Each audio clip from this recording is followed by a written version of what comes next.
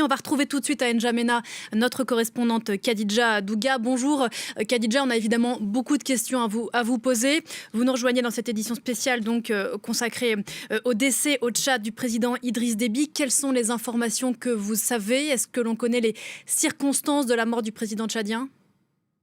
Alors pour le moment, nous n'en savons pas plus. La nouvelle est tombée ici aux environs de 10 heures heure locale.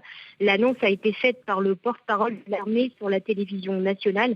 Des rumeurs avaient déjà commencé à circuler depuis hier sur les réseaux sociaux.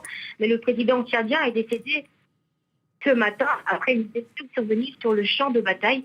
Car il faut le rappeler, depuis plusieurs jours, des affrontements ont lieu à 300 km de la capitale entre les rebelles du Front pour l'alternance, la Concorde au Tchad et les forces armées tchadiennes. Le président tchadien, militaire de formation, avait pour habitude de revêtir ses habits militaires pour se rendre sur le front à plusieurs reprises. Ce fut notamment le cas dans la lutte contre Boko Haram.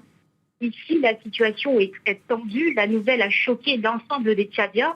Selon les informations que nous avons, le gouvernement et l'Assemblée nationale ont été dissous et un conseil militaire dirigé par Mamad Idriss Déby, son fils, est sur pied pour une période de 18 mois et un couvre-feu à partir de 18h a également été instauré. Khadija, pour que l'on comprenne bien ce que vous dites, est-ce que l'on est certain à cette heure que le président Déby a perdu la vie au cours d'une opération militaire menée contre ces rebelles du FACT? Oui, l'annonce a été faite en tout cas sur la télévision nationale par le porte-parole de l'armée, Azem Bermandoa, aux environs de 10 heures. Donc l'information confirmée, elle est officielle. Khadija, il y a évidemment un calendrier qui fait poser beaucoup de questions. Le président Déby venait officiellement d'être réélu pour un 6e mandat. Cette réélection, l'officialisation était intervenue il y a quelques heures à peine.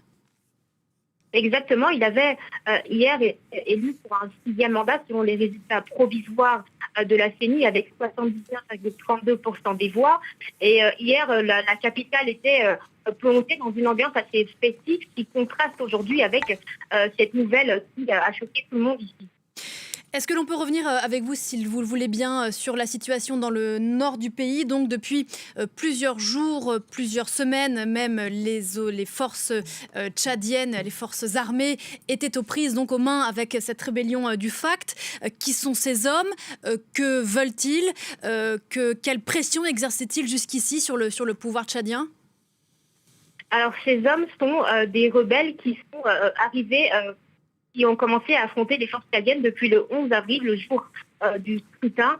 Leur but était tout simplement de venir dans la capitale, de déloger le président tchadien et l'empêcher de briguer ce 6e mandat.